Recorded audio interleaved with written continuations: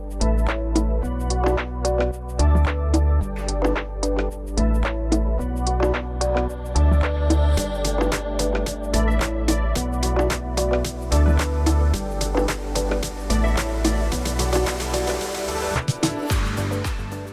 guys. Hi guys. Welcome back. Nicole and Santa here. Fan favorite edition. Yes. So we hope you guys enjoyed the last one, and we're gonna do the same thing. We're just gonna review 2 books real quick, and we're gonna try to keep it short and sweet. I know that's not always possible. That's hard to do. A large portion of this video will probably be edited out. That's why I cover my mouth, because you know me. Yeah. When we start talking, we're like, yeah, right, exactly. Yeah, so. All right, so let's get started. So the first one that we have for you guys today is, What Have You Done? what have you done? By Sherry Lapina. Nothing ever happens in sleepy little Fair Hill, Vermont. Ooh, Vermont. The teenagers get their kicks telling ghost stories in the old graveyard. The parents trust their kids will arrive home safe from school. Everyone knows everyone. Curtains rarely twitch, front doors are left unlocked. But this morning, all of that will change. Because Diana Brewer isn't lying safely in her bed where she belongs. Instead, she lies in a hayfield circled by vultures, discovered by a local farmer. How quickly a girl becomes a ghost. How quickly a town of friendly, familiar faces becomes a town of suspects, a place of fear and paranoia. Someone in Fair Hill, did this. Everyone wants answers. And one innocent question could be deadly. That's actually really good, but I kind of got a feeling that's either the neighbor, probably the neighbor, or a friend. I say a friend. A friend. I say a friend. I It's feel a like- teenage girl. I think so, it's a teenage girl. But yeah, it could be. Yeah, teenagers get their Get kids paid. telling ghost stories. Parents trust their kids will arrive home safe. I'm just saying because we always get the same, so it's a neighbor or older adult. I just feel like it'd be a nice twist that it was a friend. I think it's a friend. You And know? I think there's probably either a boy involved or some form of jealousy.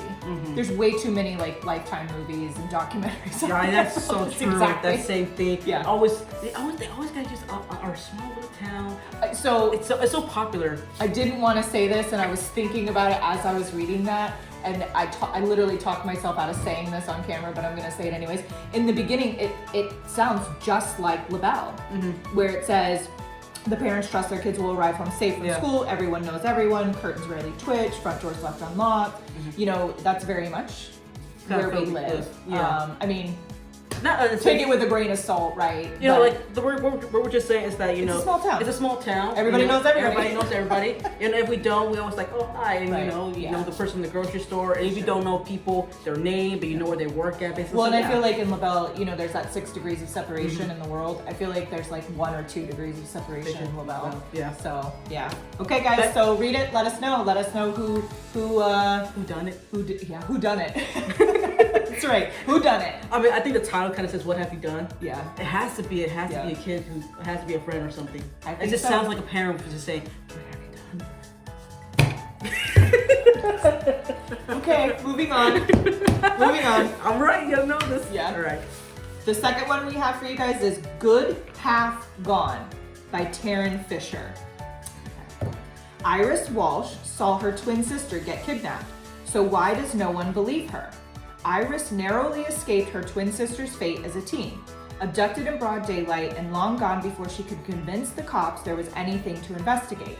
With Piper presumed a runaway and no evidence to go on but Iris's scattered memories, the case quickly goes cold. Ever since that terrible day, Iris's search for Piper has bordered on obsession, chasing leads across years and following clues that all seem to point to a single name. Iris does everything she can to get close to the only person who might know the answer to the question that still haunts her. Where did Piper go? And if the police still won't help, she'll just have to find the answer herself, using her criminal psychology degree to intern at the isolated psychiatric hospital on Shoal Island, where secrets lurk in the shadows and are kept under lock and key. But Iris soon realizes that something even more sinister is simmering beneath the surface of the shoal, and that the patients aren't the only ones being observed. This is kind of a hard one to predict. I was thinking that same thing, and listen, I don't do psychiatric hospitals. They just That's too much for me. me too. Like it's like too much. But you know, it's fascinating. I can read a book or I can watch a film. That's different. See, I can't. You know. Can't. So I guess you said What do you think? My two theory is Because I don't have one. Okay, so hear me out. So the first theory is that when his sister got kidnapped, she somehow escaped, but somehow somebody either put her in a, I guess this Psychiatric hospital? psychiatric hospital, and Put the sister that got kidnapped in a Yes. psychiatric hospital? Okay. Mhm. Oh, maybe she replaced somebody in the hospital unalived. there's secret beneath the surface. Yeah, and that the patients aren't the only ones being observed. So that tells me that the staff is also being observed. So that's what I'm saying. I feel like a staff member unalived someone, and then maybe they saw the perfect opportunity to kidnap the twin sister and replace the unalived patient with said sister. And Okay, now I got you. I don't know, but you would think if it's a twin that she's either gonna look similar or identical. Oh, okay. But, you know, but that's So we this is think hard. the twin sister was replacing someone who was unalived. Yeah, honestly, this is kind of hard. It's very This one's hard. This is hard. Yeah. I always, you know how we always do. We always try to give our own thoughts, our opinion, and see what's gonna happen. Yeah. And you guys read it, let us know. We're judging books by their covers over here. Really, this is kind of hard. So this one got me too because it says good half gone. So I figured it was about a husband and a wife because you know they'll often say like my better half. Right. So I thought it was the husband and wife thing because I feel like a lot of books are husband and wife. I don't even pay attention to this because you can see the water reflection here. Yeah.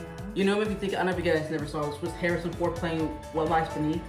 It's like a 2000, 1990 film. I'm sure I've seen it. I mean, it's got It's Harrison Ford, but it's basically what happened in Michelle.